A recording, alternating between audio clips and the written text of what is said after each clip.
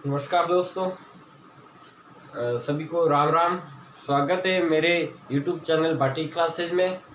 तो दोस्तों देखो, मैंने एक ज्योग्राफी का वीडियो बनाया था कि वो भारत राजस्थान के भौतिक प्रदेश, राजस्थान पुलिस कांस्टेबल की तैयारी चल रही है तो राजस्थान के भौतिक प्रदेश का एक वीडियो बनाया था मरुस्थल का, वो वीडियो डाल दिया है। आपने नहीं देखा है तो चैनल पर जाकर आप वीडियो देख लो।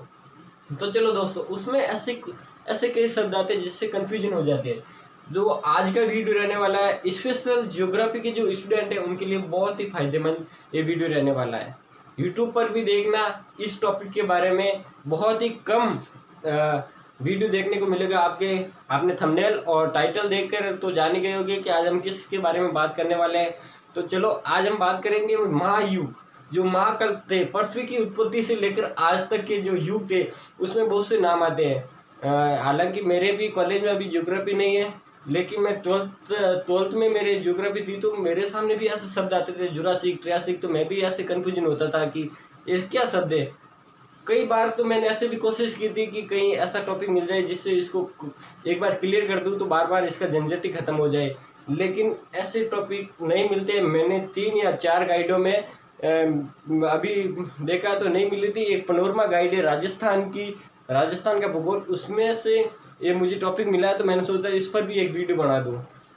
तो चलो दोस्तों, आज हम इसी के बारे में बात करेंगे कि राजस्थान के जो भौतिक प्रदेश है कब किस काल में हुआ, किसकी उत्पत्ति किस काल में हुई थी।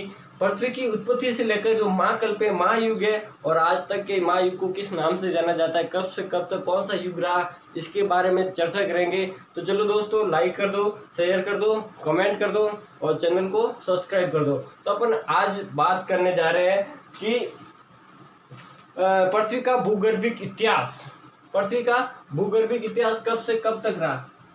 तो आज का टॉपिक का टाइटल यही रहेगा अपन का, पृथ्वी का भूगर्भिक इतिहास। पृथ्वी की उत्पत्ति से लेकर आज तक का इतिहास पृथ्वी का।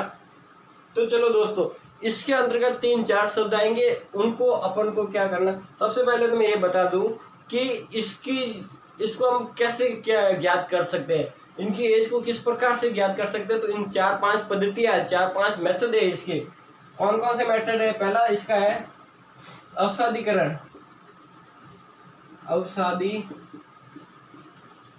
की परत, पहली पद्धति जो पृथ्वी की उत्पत्ति, पृथ्वी की काल, पृथ्वी के समय निकालने की जो पहली पद्धति है, अवसादीकरण की परत।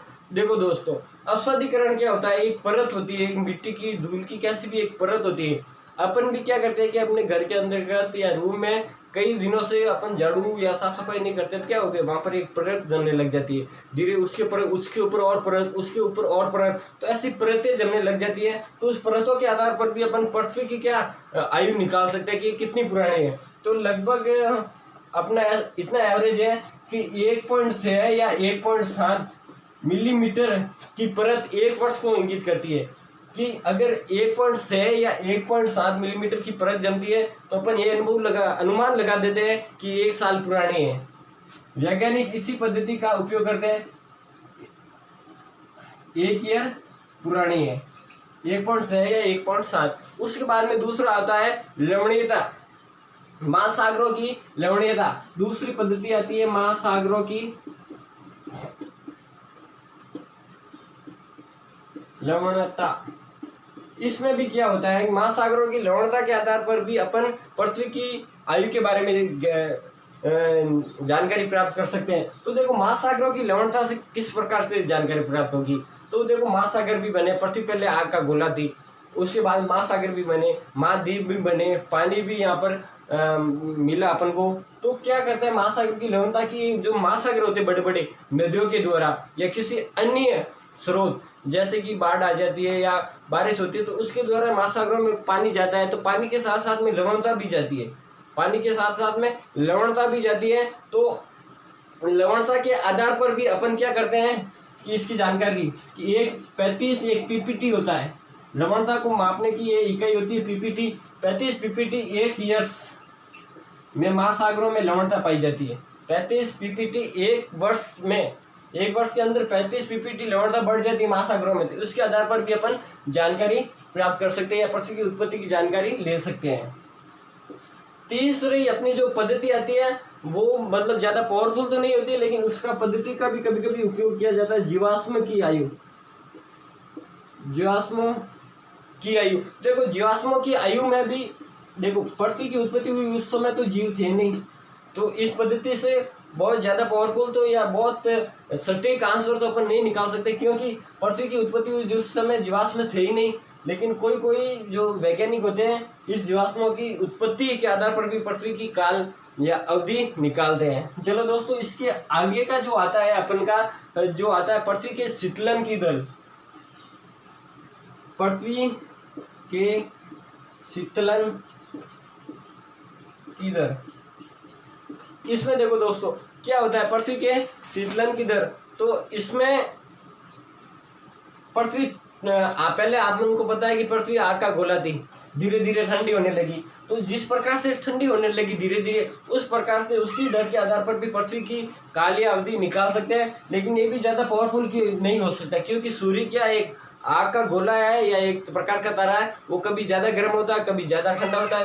धीरे धीरे ठंडी हुई पृथ्वी और अब वापस गर्म, उसके तापमान वापस बढ़ने लगा, तो इसको भी ज्यादा पावरफुल अपन नहीं मान सकते स्रोत, क्योंकि इसके द्वारा कभी सूर्य ज्यादा गर्म हो जाता है कभी सूर्य ज्यादा कम गर्म हो जाता है। तो इसके आधार पर शीतलन की दर के आधार पर भी अपन सटीक का आंसर नहीं निकाल सकते। जो पांचवा और महत्वपूर्ण होता है जो ज्यादातर वैज्ञानिक इसी पद्धति का उपयोग करते हैं वो होता है अपन का रेडियोमेट्रिक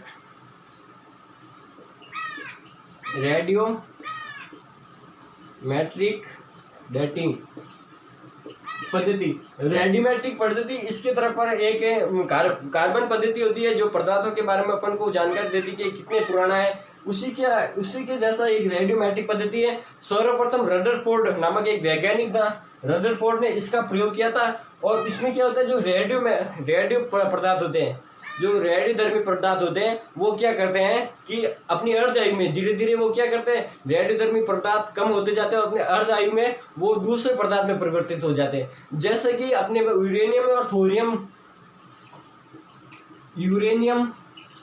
और थोरियम ऐसे पदार्थ हैं ये धीरे धीरे परिवर्तित होकर अपनी अर्ध आयु में आधे पदार्थ रह जाते हैं, जब ये शीशा बन जाते हैं। क्या बन जाते हैं? शीशा बन जाते हैं। तो ज्यादातर वैज्ञानिक या भूगोलवेता माने तो इसी पद्धति के आधार पर पृथ्वी की आयु निकालते हैं। तो चलो दोस्तों, अपन को ये समझ में आ गई परतों के बारे में। अब आगे अपन चलो दोस्तों,